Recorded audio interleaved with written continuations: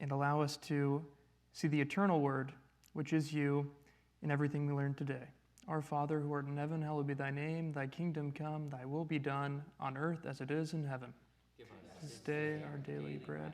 Forgive us our trespasses, as we forgive those who trespass against us. And lead us not into temptation, but deliver us from evil.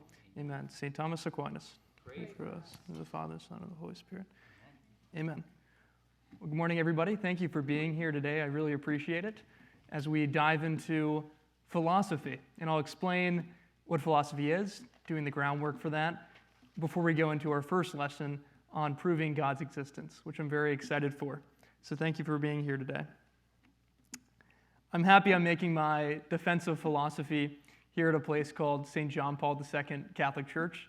That's a much bigger difference than what Socrates had to do in defending philosophy in ancient Athens, where he was ultimately put to death. So I hope you won't do the same thing for me today. Excellent. Well, what is philosophy? What is philosophy about? It's about wisdom, in a word. In the Bible, the word wisdom is mentioned over 300 times. The only words mentioned more than wisdom in the Bible are love and faith, which are very important things, as we know as Catholics. So, in order to get to wisdom, you need a love of wisdom, right? And that's what philosophy literally means. The word means love of wisdom. And so hopefully that love will be infectious, and you'll catch the good infection today. This is a great quote by our patron, John Paul II, that I would like to share with you guys before we start. It goes, quote, "Faith and reason are like two wings on which the human spirit rises to the contemplation of the truth." It's so beautiful. And so he knows that faith is a kind of knowing. You know, if you practice the faith for 40, 50, 60 years, you're going to know more about God than I do. But at the same time, it's always important to use our reason, which is God-given, as we know, to know God even more. Know the definitions, know the truths about God, so we can enter more deeply into relationship with Him. The medievals had a great phrase in which they said, God wrote two books, the Bible and nature. The Bible and nature. So in this class, we're going to be learning about nature, God's natural world, how we fit into it, and how our minds can penetrate it and really understand it well.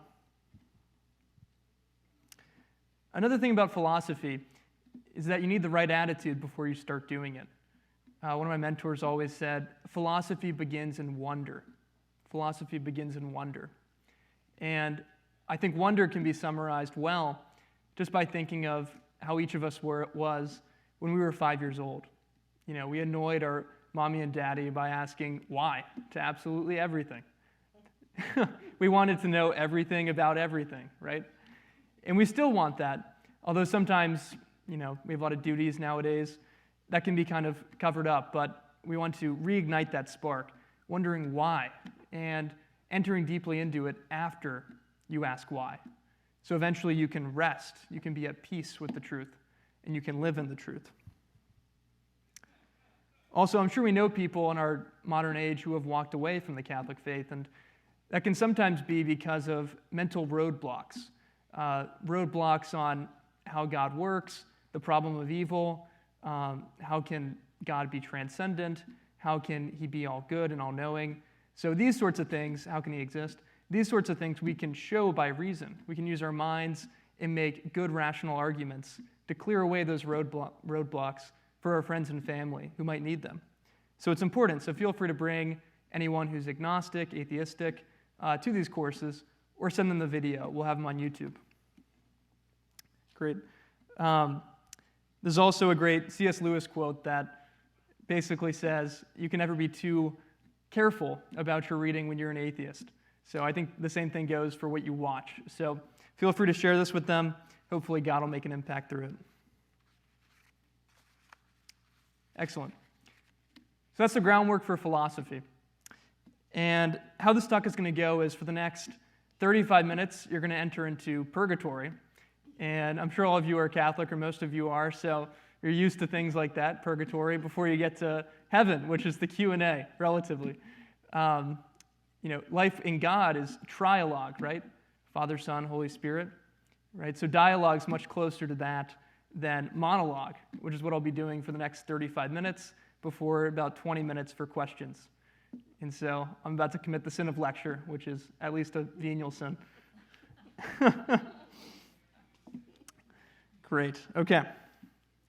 So the first topic is proving the existence of God. This is really high stakes, right? Because if we're wrong, then it's like we have this imaginary friend that we talk about for our entire lives who doesn't really exist, right? And so atheists would rightfully think we're crazy. But at the same time, if you're an atheist and God exists, it's like you come home from Christmas break for a full month and you never once even say hi. You never acknowledge your parents. You just move throughout the house. So that's just as crazy. So the stakes are very high when it comes to if God exists. And I don't take just the sort of low view or a view that even a lot of Christians have that you can have the leap of faith that God exists. No, but I'm going to say you can prove that God exists. You can know this for a fact. So it's a stronger claim, but it's backed up by our Catholic faith, and it's backed up by reason, which is what we're going to be using today. Great. So again, I'm not talking about a belief, opinion, or probability, but certain proof that God exists. And I'm not saying it's easy to see it either, right? We're fallen, we have disordered passions. It can be hard to go through these arguments, for sure, when we'd rather be, watching TV or doing something else. But that doesn't mean that we can't know them for certain. And also a little bit more, there's a difference between certitude, right, which is a feeling of certainty. We've all had moments where we feel certain that we did this thing this way. We locked the door, we turned off, the stove or something, but it didn't always work out that way, right? So there's a difference between feeling certain and then an actual certainty, right, which is about objective reality. Many people nowadays think that only the scientific method is the way to prove something, right? Now, I don't actually take that view, right? So the scientific method is very useful, but you can't actually prove that solely through the scientific method, right? The statement, the scientific method is the only way to prove something, doesn't fit under your microscope. And that's kind of a trite way to put it, but it doesn't go through the scientific method. It's arguing in a circle. It's self-refuting. Rather, I would say that, and bear with me here, we could say that Aristotelian syllogisms is a way to prove something certainly. And so Aristotle was the great philosopher of ancient Athens, and then a syllogism is what I'll describe here. So in a syllogism, you have 2 or 3 or even 4 premises, right? And so premises is just another word for a truth claim, right? So all men are mortal. This is a truth claim. It could be, it could not be. And then another truth claim, premise 2, would be Socrates is a man, right? The ancient Athenian philosopher. Now, those could be wrong, those could be right, but they're 2 truth claims. Now, I would conclude, if those were true, that Socrates is mortal. Socrates is going to die, and he already did. So we need to know in a syllogism, are the premises true? Are all men mortal? Yes, we know that from our experience. And then is Socrates a man? Yes, we know from the manuscripts that Plato wrote that Socrates indeed was a man. And Socrates would die because he's mortal, right? So does that follow from the 2 premises? And we can see it does. It makes sense, and it is in fact true. And we also see that the terms are very clear. We know what men are, men and women in this case. We know what mortality is, to lack life or to lose life. And we know who Socrates is, right? A very prominent figure, right? So we know these things. We know the terms. We know the premises are true. And we know the conclusion follows from the premises.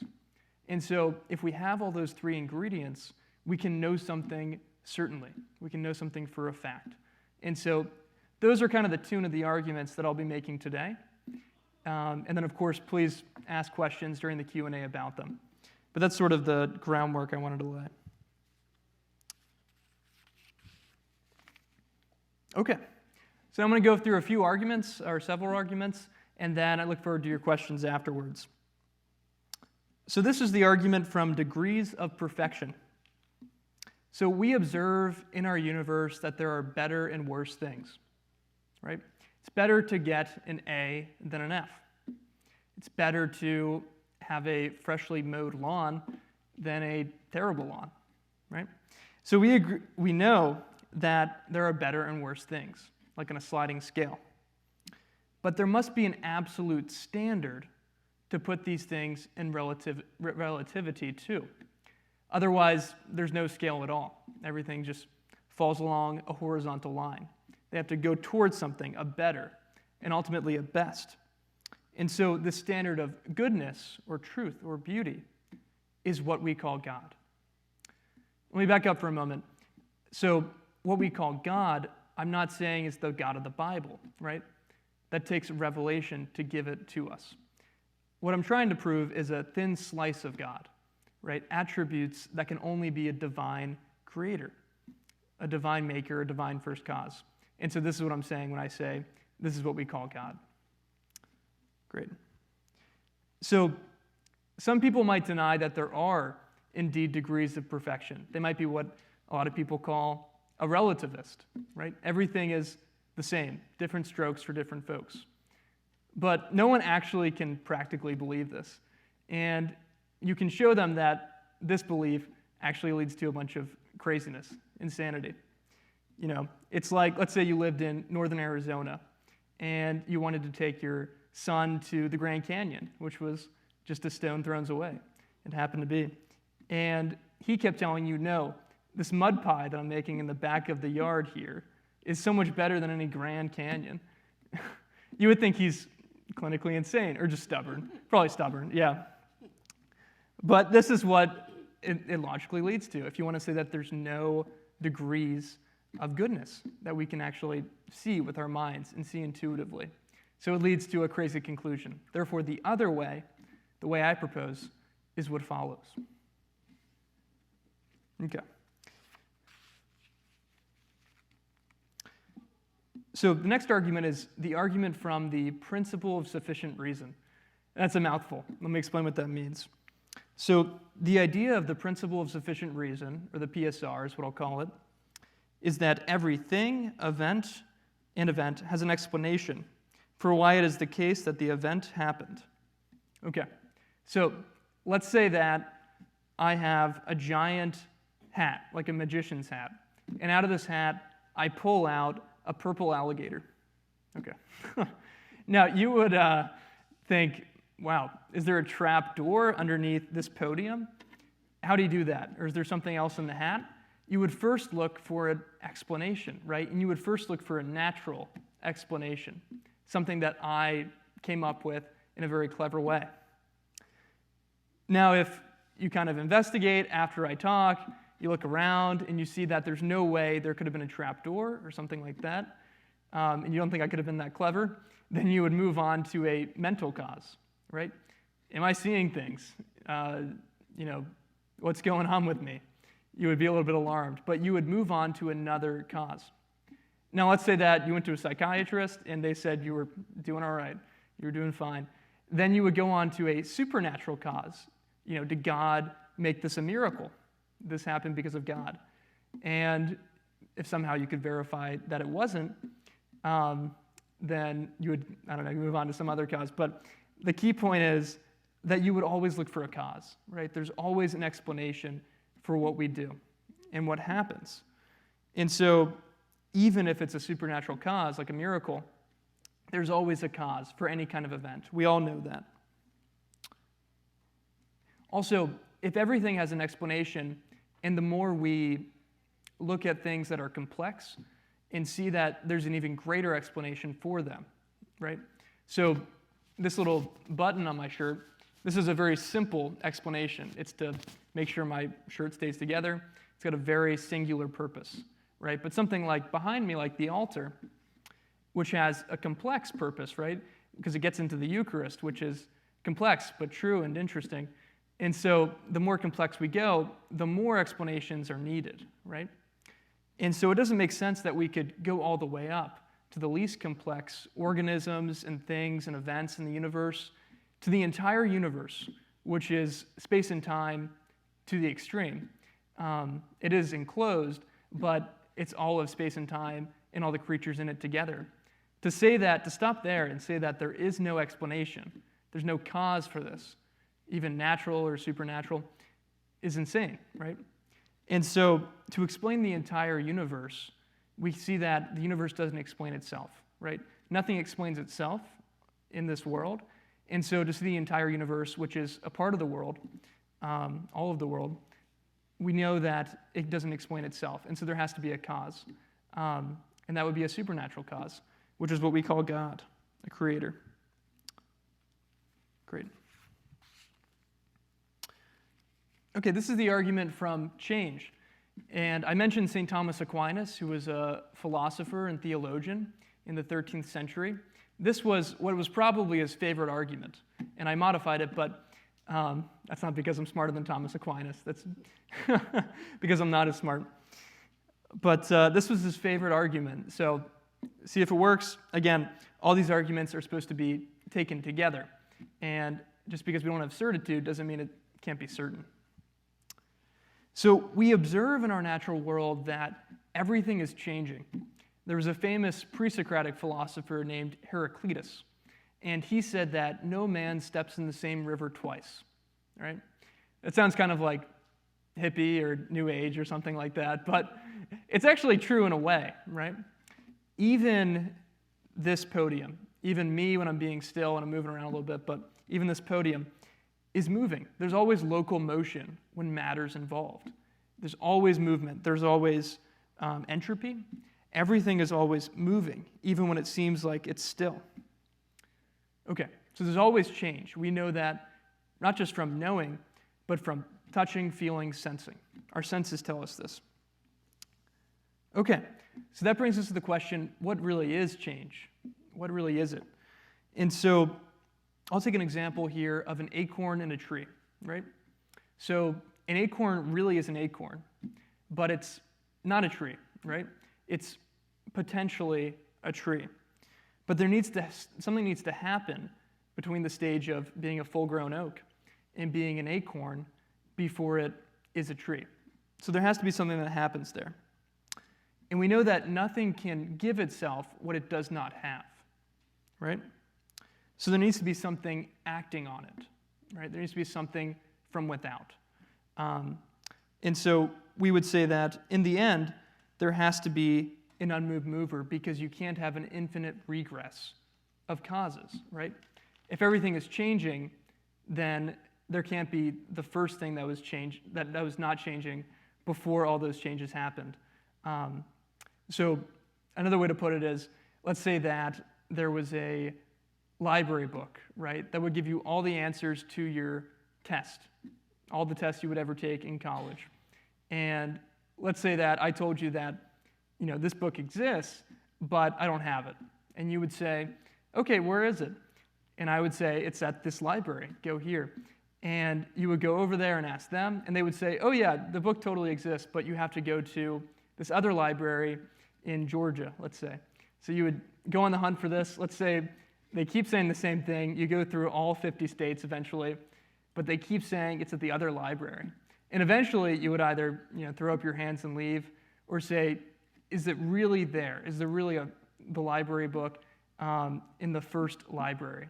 And if it's not, if they just keep saying it's at the next one, then you would know it doesn't really exist, right? And so the same thing with what causes change.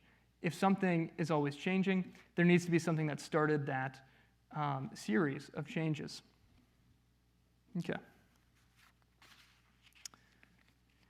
This is an interesting argument. This was an argument come up with by C.S. Lewis, who was the philosopher from England, the Anglican, and it's one of my favorites. It's called the argument from desire. So the first premise goes, every natural innate desire in us corresponds to some real object that can satisfy that desire. But there exists in us a desire which nothing in time, on earth, and no creature can satisfy. Therefore, there must exist, something more than time, earth, and creatures, which can satisfy this desire. And this something is God or life in God. Okay. So, a quick distinction. There's two kinds of desires, right? There's the artificial and the innate. The artificial and the innate. So, I have an artificial desire to see the Jags win the Super Bowl, right? That doesn't really exist. That's never going to happen. No. It might.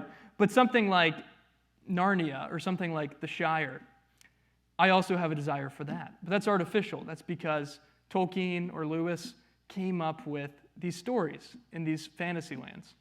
But they don't really exist. So these artificial desires could exist, but they could not exist. But when you go to innate desires, these always exist, right? So things like food and water, these are innate to us as biological organisms. Things like knowledge and friendship and love, these things are also innate within us as rational creatures with wills. So these all exist, these innate desires. And so it makes sense that since we're never fully satisfied by these desires, there's something in us that wants something more. There's something in us that wants something eternal. Socrates put it, or Plato put it, that we want the good forever. We want the good forever, immortality. And so this is life in God. This is our life in God. Now there is the objection that someone says, I'm perfectly happy with what I have here. And that would require a little bit of honest introspection. Are you really happy with, a beat-up car or even a nice car or this job? Even if you have everything perfect in the temporal realm, are you really happy? Are you really happy? And that weighs on people. So definitely pointing us towards something greater. Okay. This is a fun one. This is the argument from beauty. It's very long, so stay in your seats.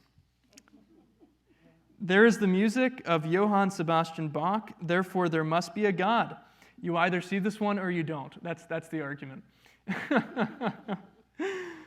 So one of my professors, Dr. Peter Kraft, he said that he knew at least two people who were atheists, and they became Christians because they listened to Johann Sebastian Bach's St. Matthew's Passion, the St. Matthew Passion.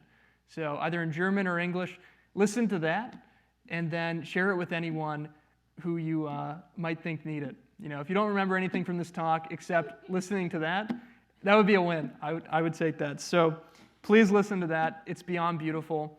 That cannot just be a series of chemical reactions. That's for certain. The ancient Greeks, I think about 100 years after Socrates, were basically atheists. They didn't believe in their gods. They didn't believe in Zeus. But they did believe, though, in one supernatural thing, and that was music, the power of music. They still believed in that. So that's how strong of a case music can bring for something beyond the material world. Also, I would recommend, while I'm doing recommendations, I would recommend the music that appeared in the sky, in the constellations, when Our Lady of Guadalupe appeared to St. Juan Diego in the 16th century. Look at that. Look it up on YouTube. It's unbelievable. It's the music of the angels.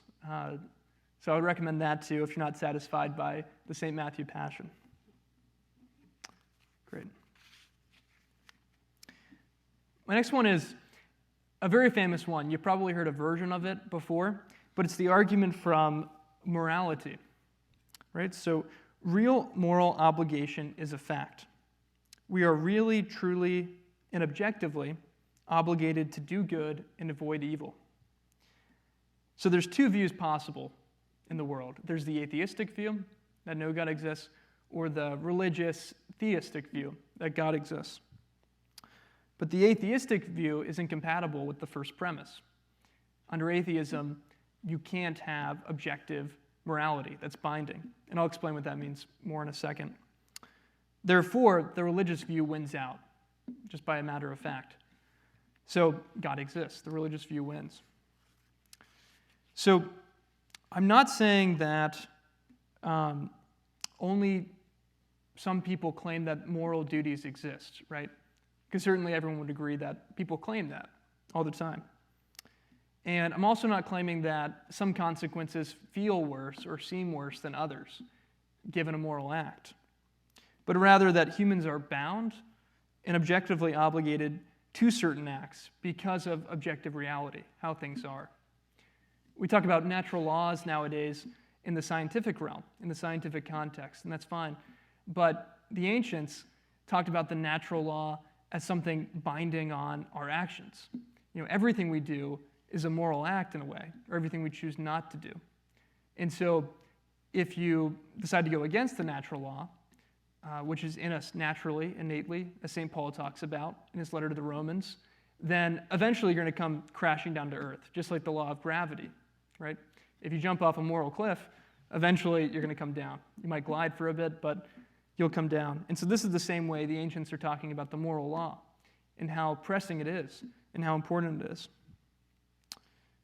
So I'm also not saying that atheists can't live a life of relative virtue. They can, and the church teaches that.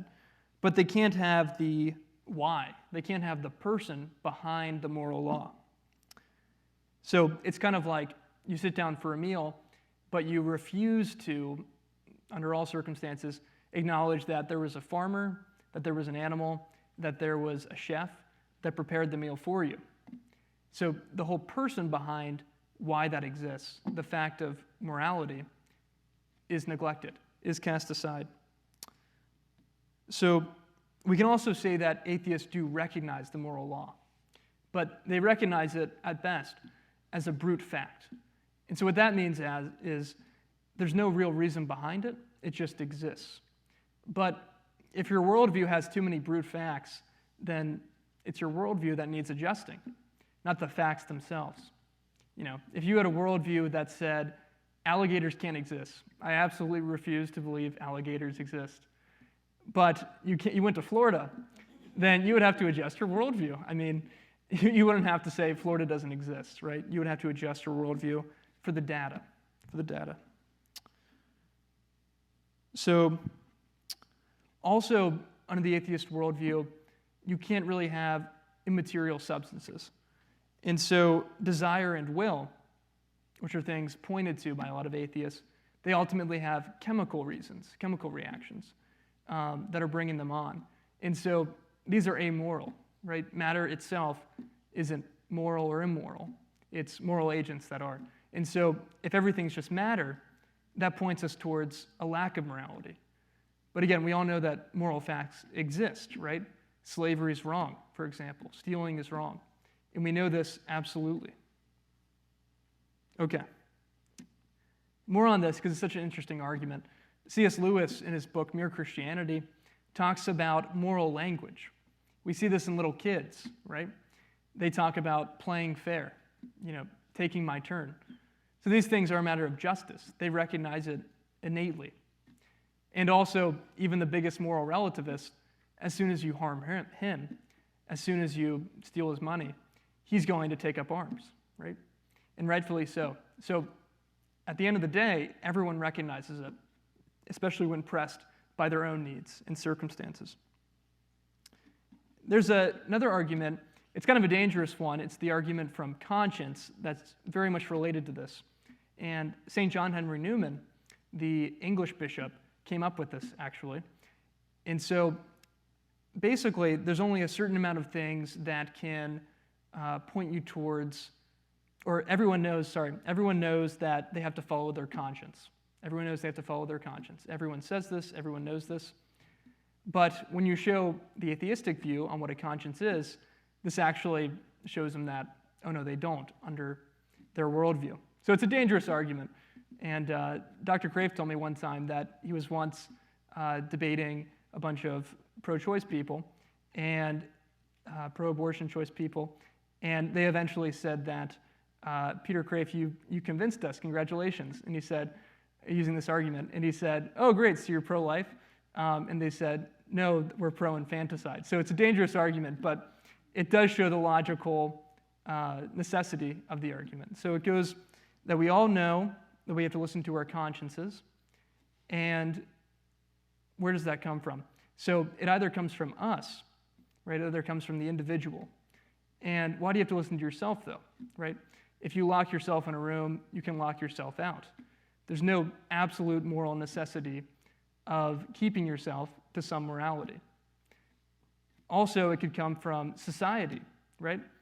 But why do you have to listen to society? Society is a collection of individuals, right? They have no more moral binding on you than you do on yourself. And so it doesn't make sense that you would listen to them either. And the conscience can't come from below, right? And if it does, then why would you listen to mere matter, dumb matter? That doesn't make much sense either. Great. So that's the three views under the atheistic view. So it makes sense that conscience actually doesn't have to be followed. But under the theistic view, under the religious view, we see that the conscience comes from God. It's our moral calculator, so it involves what we know already and then what we could know. But it comes from God. It's Christ talking in us. So we see that conscience can only be followed rightfully with any sort of obedience or dutifulness when we know it comes from God. And so that shows that the atheistic view doesn't make sense there, because everyone knows to follow their conscience. Excellent. Okay, those were just several arguments on proving the existence of God. Again, if you don't think those were tight, if those were great, it's probably partly because of me, but also because we're going through this very quickly, and there's many arguments that combine together to give us a fairly clear picture of God, just about some of his attributes. And so, again, it's not the God of the Bible, who we know and love, but this is the God of the philosophers, right? So certain attributes like his first cause, being first cause, being the maker of morality, right? And being absolute beauty itself, and the most perfect being there could be. So these are just little hints of God, traces of God, but we can prove them through them. And I like to give credit, too, for Dr. Peter Kraft and Father Ronald Tiselli, their Handbook of Christian Apologetics. If you want to get more of these arguments, look there. And then a couple of Dominican priests as well, who I got some arguments from. So, yeah, these great arguments and others like them can be found in many places, but especially that handbook. And then also for atheism, we'll talk about that more in week 3, refuting arguments for atheism and skepticism. But I'll say that the arguments for God's existence far outweigh the arguments for atheism. And the arguments from atheism, according to St. Thomas Aquinas, the only two good ones are the problem of evil and apparently science would disprove the existence of God. And so we'll get into that again in week 3, and I look forward to that, but they're not as strong as these. So yeah, that was your purgatory, and I'm glad you made it out, and now let heaven begin. So